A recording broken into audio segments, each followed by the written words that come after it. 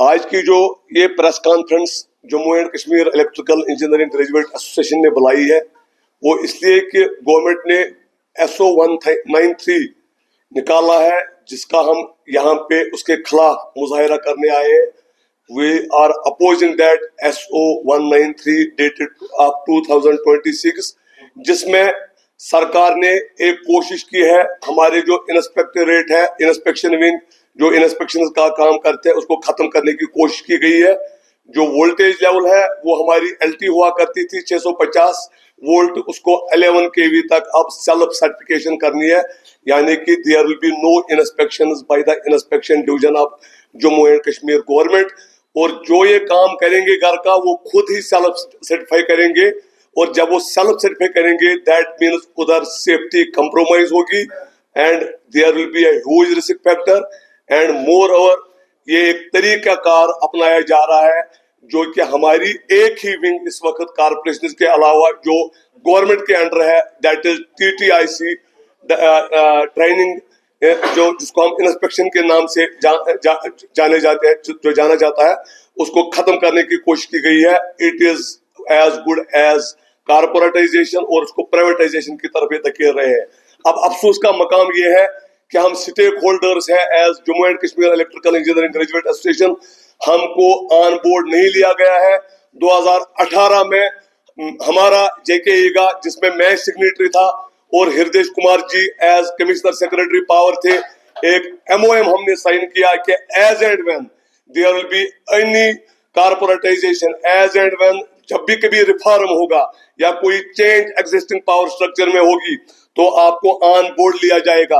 ना हमारे कमेंट्स लिए गए ना KPDCL के न JPDCL के या न किसी स्टेक होल्डर के। हाँ ये जरूर किया गया है कि इस SO के तहत चार्टर्ड इंजीनियर और चार्टर्ड अकाउंटेंट रखे जाएंगे। जो ये चार्टर्ड इंजीनियर है ये कुछ ही लोग हैं, 2-4 गिने चुने जो उसमें क्वालिफाई करते हैं और अफसोस का मकाम यह है कि जिन लोगों ने इनिशिएट किया है वो हम में से ही एक इंजीनियर हो सकता है और उसको अब रिटायरमेंट के 3 महीने है, वो रिटायरमेंट के कगार पे है और वो अपना फ्यूचर आज ही संभाल रहे हैं हम लोगों का गला काट के। इंस्पेक्शन हमारी PDD का जो ऊपर वाला नक्शा है दैट इज इंस्पेक्टरेट उसको खत्म करने की कोशिश की गई है। हम ऐसे ऑफिसरों को भी तंबे कर रहे हैं कि ऐसे स्टेप्स न उठाए जाए और सरकार से ये अपील करेंगे कि हमें ऑन बोर्ड लिया जाए। सबसे पहले हमारी ये डिमांड है कि इस SO 193 हम आपको ये बात बोले कि हिमाचल हमारी एक नेबरिंग स्टेट है, वहां पे 440 वोल्ट यानी कि LT वो LT पे मतलब वोल्टेज सेल्फ सर्टिफिकेशन है। आप यूपी ले लो, आप तेलंगाना ले लो, आप आंध्र प्रदेश ले लो, आप हरियाणा ले लो, हर जगह LT है। What was the need to change it to the 11 kV? ये कौन सी जरूरत इनको पड़ी? क्या इनको जरूरत पड़ी जिन्होंने इनिशिएट किया उनको अपना फ्यूचर सिक्योर करना है?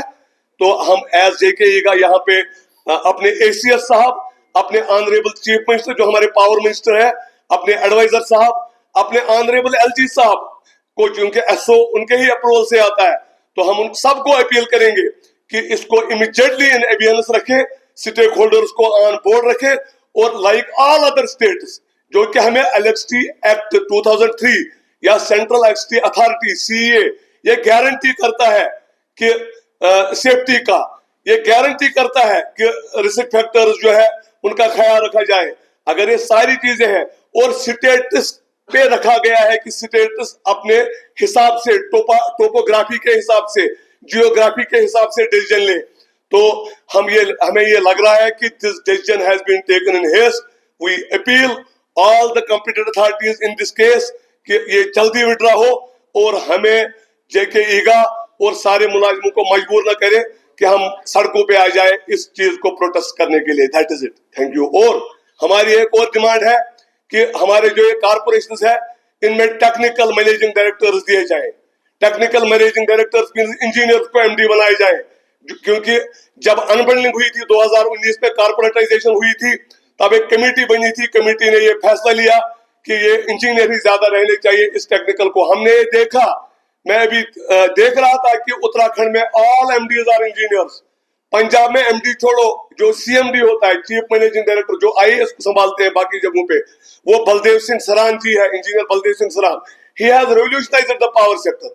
आई वाज जस्ट चेकिंग कि तेलंगाना और आंध्र प्रदेश में MDs इंजीनियर्स है। Why should not this not be tested in Jammu and Kashmir?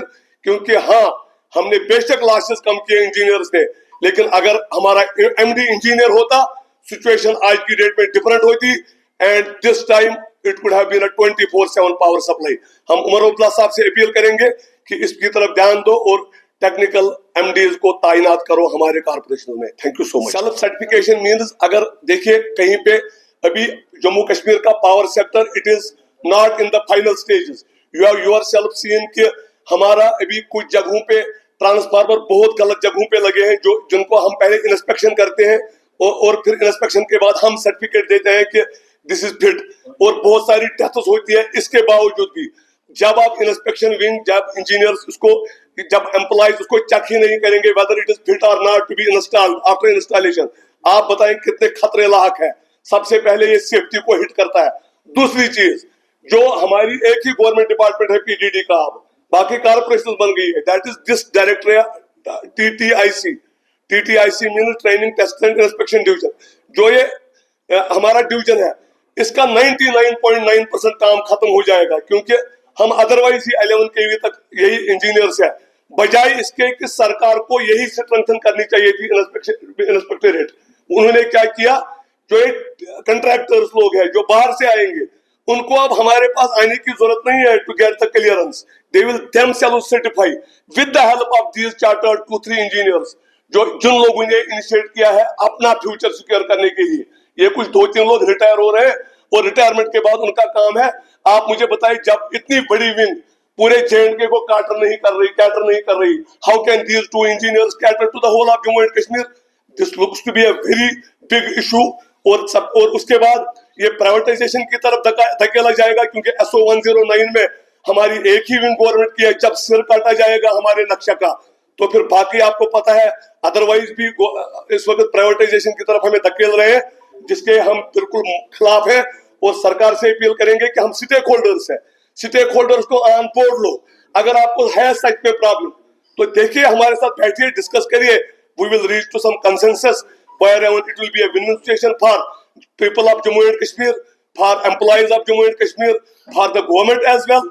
So this one-sided decision, जो कि पब्लिक डोमेन में डाला ही नहीं गया, इससे अंदाजा लगता है कि इसके पीछे क्या साजिशें हो सकती है।